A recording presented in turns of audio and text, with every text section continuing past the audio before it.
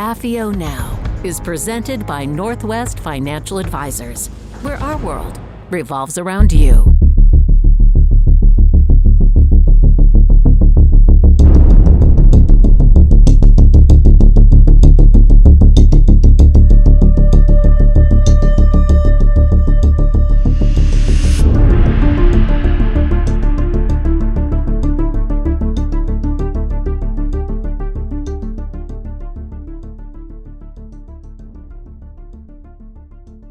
This is Jim Hughes with AFIO. We are a program of recorded interviews with former U.S. intelligence officers.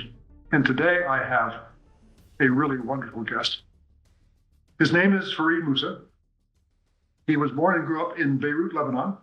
Came to the States in 1984, went to Penn State, got a degree, joined the U.S. Navy, and then ended up working at the National Security Agency and actually rose to the senior ranks during his career at NSA. He is a vice president for business development for Babel Street. Farid, welcome to AFIO Now. Thank you, Jim. This is going to be fun. I'm looking forward to it. Tell our audience a little bit of what it was like to grow up and live on and around the AUB campus in Beirut back in the 60s and 70s. Sure. So I was born in the early 60s on the American University of Beirut campus.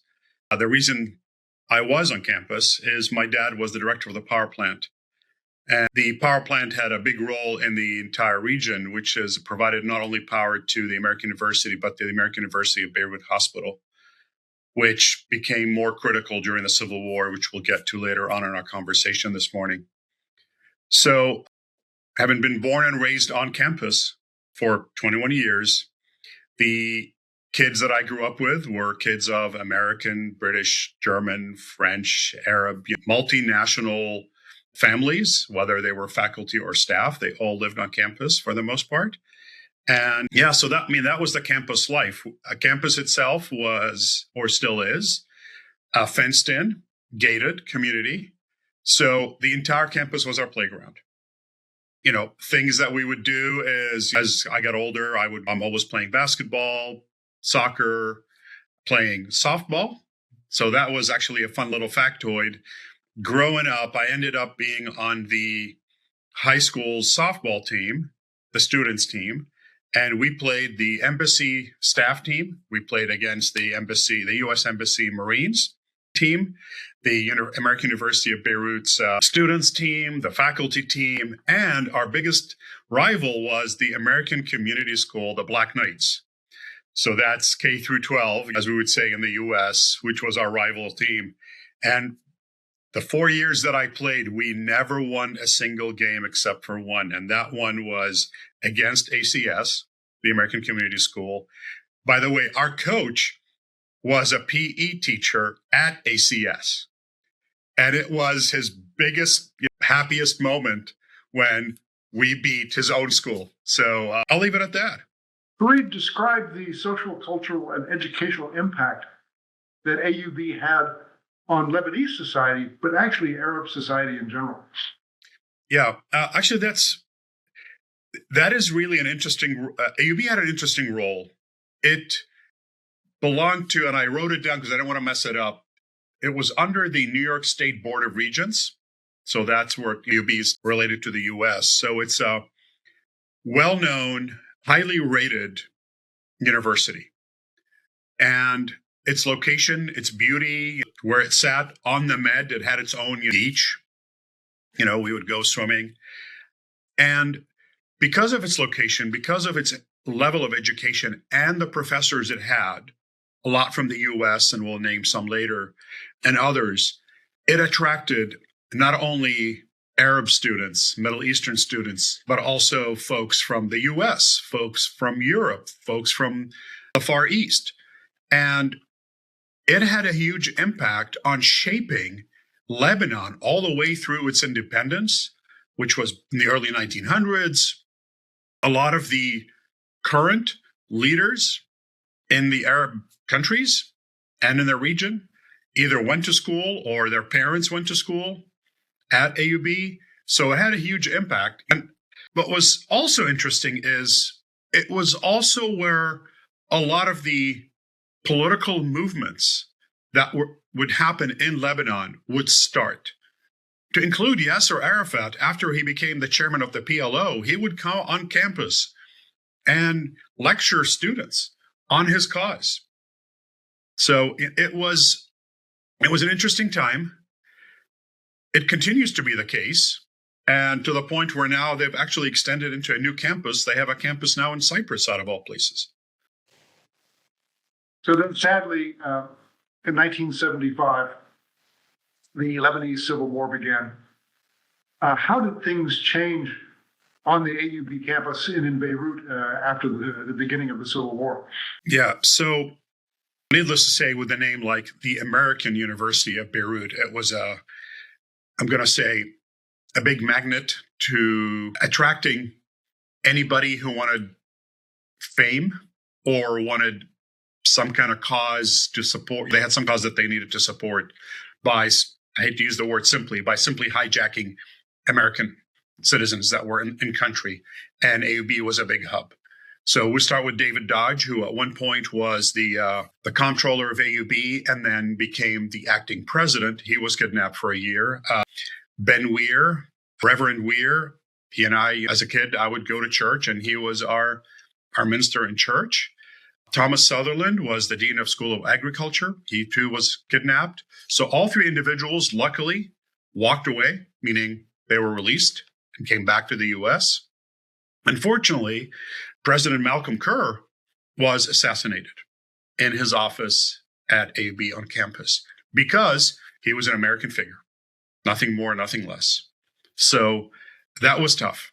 That was tough on the community. That was tough on Lebanese in general, regardless of what party you belong to. And there were multiple parties. We're talking tens of parties, political parties or militias, whatever you want to call them. Although they might have not agreed with the U.S.'s stance, they meaning the opposing militias, they still respected the university as an institute of knowledge and culture. So those were your teenage years. What was it like for you and for your family? Did you have to restrict your activities to the campus? So during the Civil War, as you mentioned, it started in 75 and I left in 84. Kids my age or our generation, we had a few options in life. And I'll start with the really bad ones. Because of how bad things were, some would commit suicide. Some would get on drugs. If they were lucky, their parents would ship them out of the country or the entire family would move out of the country. Or some would join militias. There was another option, which is the option I took, which is to give back to the community one way or another. And one of the things I did, I joined something that Lebanon refers to as the civil defense. The word defense might be confusing for folks in the U.S. It's not an armed entity. It is more of a joint fireman /EMT /rescue community whose responsibility is to look out for the community. We did things like we would go to what turned a basketball court that turned into a massive trash dump. We would go and spray it to make sure that, or put poison down for rodents because we did not want bad health breaks to happen in country. So things like that. But also we would react to an explosion, a fire, a shooting, whether it's me as an EMT ambulance team lead or whether we would go rescue folks, get them to the hospitals, the closest available hospital. So that was pretty much my life. Restricted to the campus, I would say for the most part, the answer is no. And because of my dad's responsibility and the fact that AUB had its own power plant, we had power and water 24/7, unlike the rest of the country. They were lucky if they got it maybe once a month. Those were the really bad times. So we had it 24/7. We were lucky in that way. And again, because of that, one of the things my family did is over the weekends, we would invite my sister and I would invite our classmates to come spend the week at our house. And we would call them sleepovers. They would start Friday evening and they would end Sunday morning, where you tidy up, everybody goes home, assuming things were okay for people to leave, because there might be shooting, there might be shelling, sniping, whatever. But that was our routine. So fast forward, we're going to talk about the very sad events of 1983. Elaborate, please, a little bit more on your dad's position and responsibility and how that's going to relate to the bombing of the U.S. Embassy in April of 1983. Yeah. So again, as I mentioned earlier, my dad's responsibility, he was the director of the power plant, which meant we had to live on campus, which is why we ended up there, because in case there was a power failure or something, he had to respond and make sure that his team brought things back up online. Through that, he ended up in a relationship with the U.S. Embassy and helping the embassy build its little, I'm going to call it power plant. It's really a couple of generators so that the embassy can have its own power and not have to rely on the economy or the city's power, which, as I mentioned, was non-existent for the most part. So he developed a very close relationship with several, U.S. Embassy employees. And in addition to that, he had a distant cousin who worked at the embassy. He was an econ analyst and a close colleague of his. And I mentioned those two individuals because Dad had a routine that I don't remember what day of the week the embassy was attacked or was the suicide attack took place.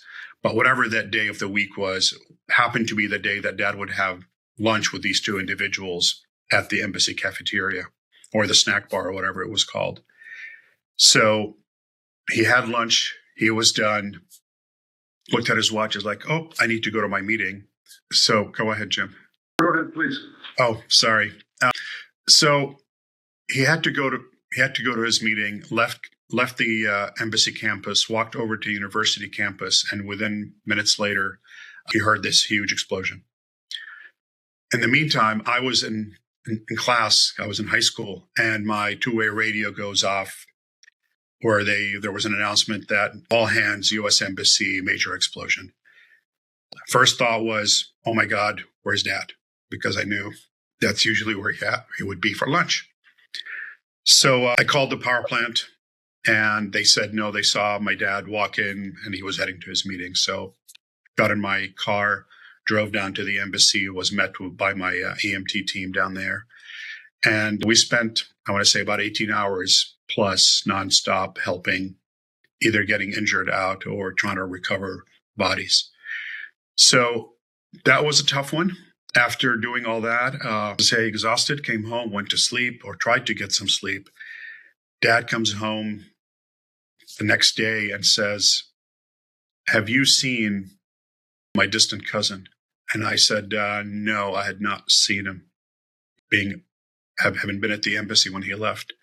So I used my radio, asked a couple of friends of mine who were with me, and they said, no, they did not recognize the description I gave. And Dad said, well, it's been almost 24 hours now. We haven't heard, his family hasn't heard anything from him or about him. I said, well, let's go to the morgue. So I ended up going to the morgue and the American University Hospital morgue. Dad did not have it in him to walk in. I had seen what that looks like. I had spent a lot of time in the morgue and other places like that. So I walked in, started pulling drawers out, looked at an individual, looked very much like him, came outside, told my dad. We walked back in and went through his pockets. Typical embassy FSNs, foreign service nationals that worked at the embassy, they would empty out all their pockets and make sure they had nothing on them other than maybe a few dollars or a few Lebanese pounds or whatever it was, and maybe a little note or something, because they didn't want to, anytime they went through metal detectors, they did not want to be stopped. Did not have his badge on him either. So we checked his pockets. The only thing he had in his pocket was a sheet of paper from a yellow ledger that had stock market prices on it. He had handwritten down a whole bunch of stocks, and that confirmed that it was actually him. He had physically, he had bloated a bit because of his. So after the bombing, you also took on another role, Farid, as a reporter and photographer. Tell our audience about that. Yeah. So after graduating from high school, I signed up at the Beirut University College, which was a different school. And the only reason I ended up there, not at AUB, is because of the major I was pursuing at the time, which was theater lighting.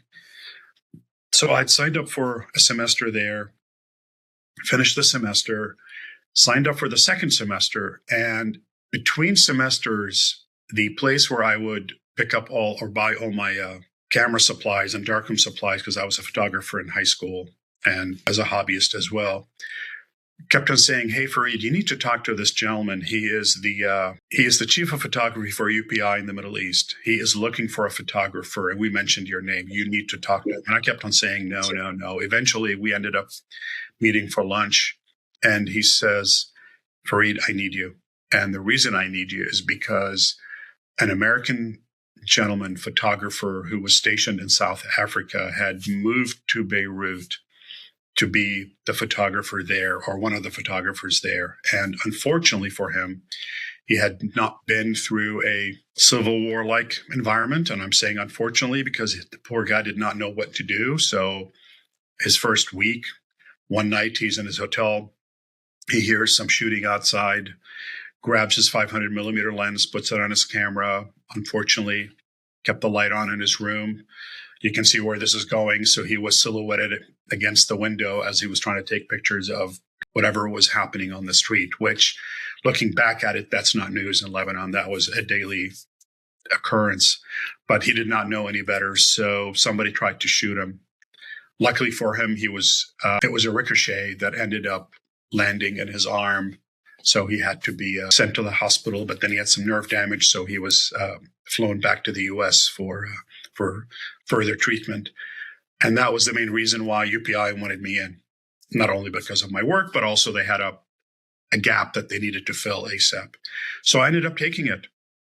I lucked out in the sense that I was a local, so I knew who to talk to, and I would get, as we would call in the business now, scoop or intel on what might be happening where.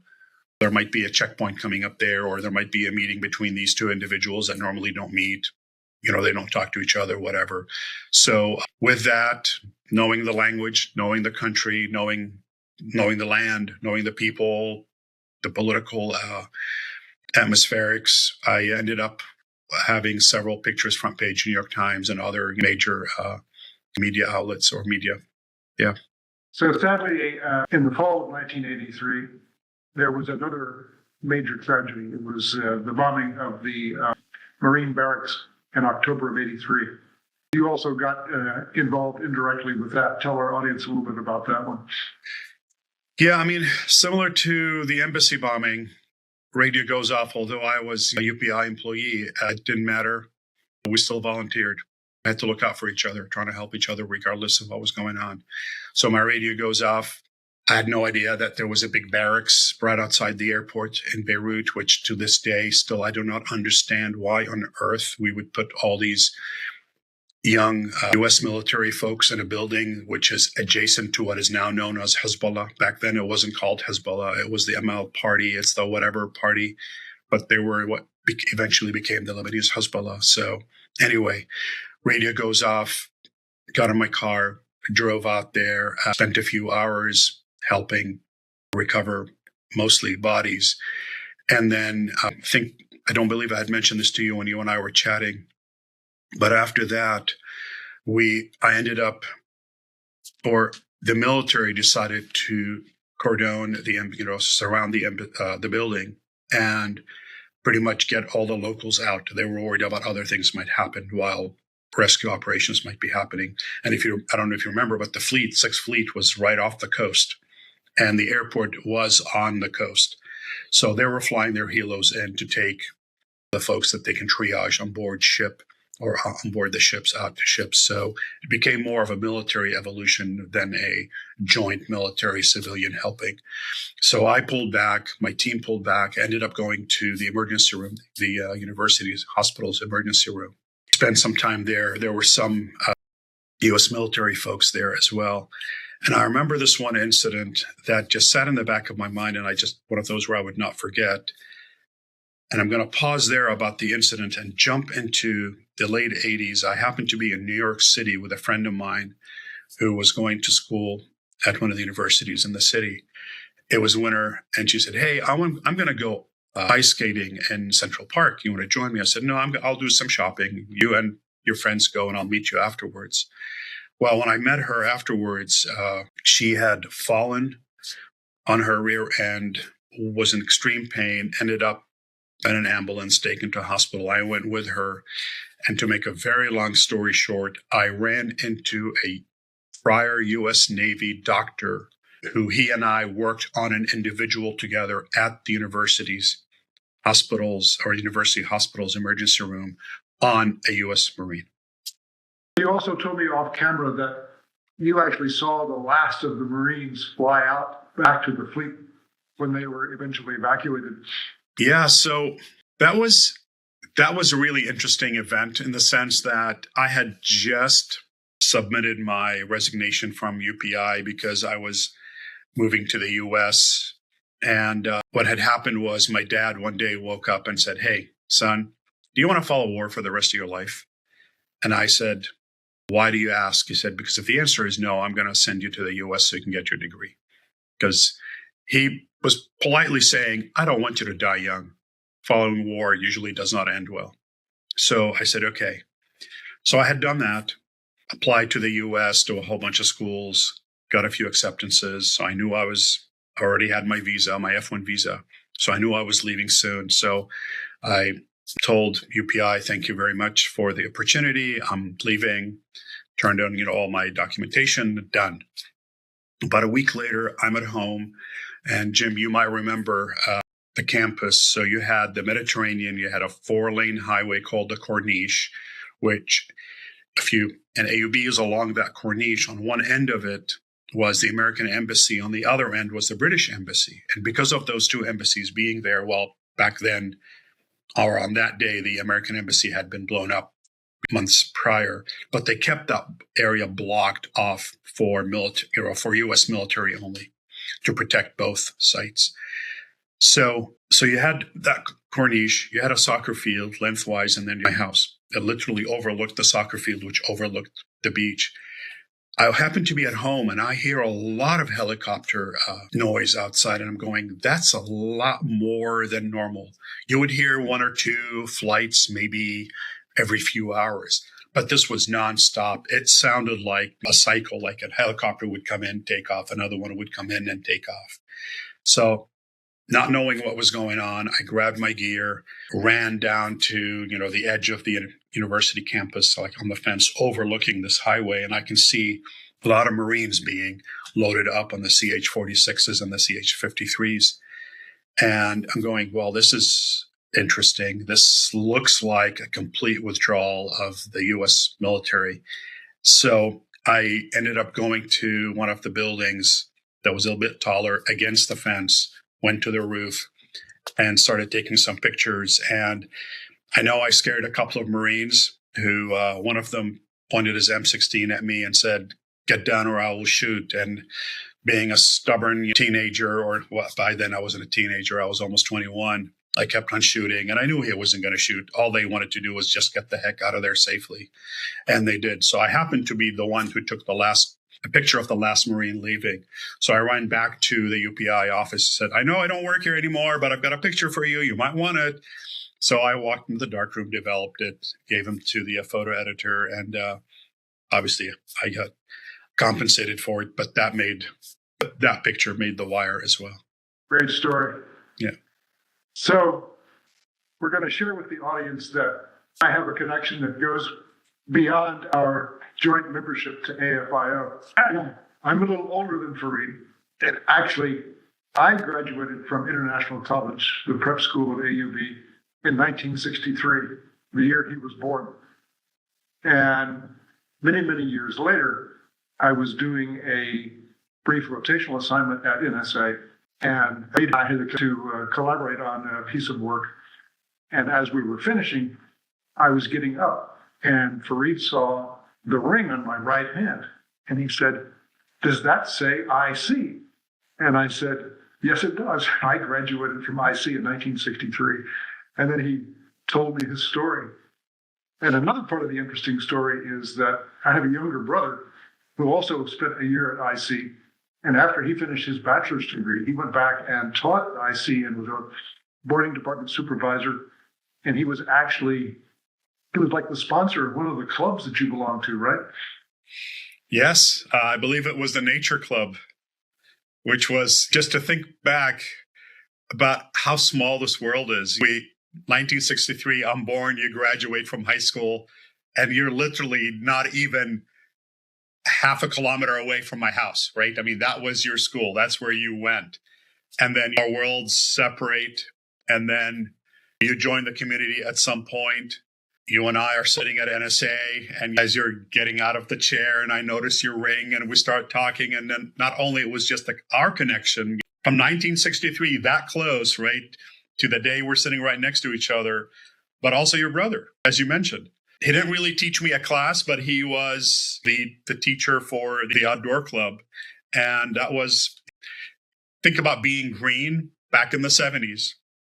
That was one of the things he taught us, was to take care of the environment that we live in. Yeah. So this was a very important story. I want to thank Farid. I know not an easy one to remember some of those events, but I think a story really well telling. So I want to thank Farid Moussa. There's more story to be told, and you may well see us again fairly soon. Thanks. Thank you, Jim. Thank you for the opportunity. AFIO is a small, nonprofit, apolitical, educational organization whose main mission is to help prepare the next generation of intelligence officers to confront the challenges our nation faces in the years ahead. To learn more or support our outreach program, visit www.afio.org.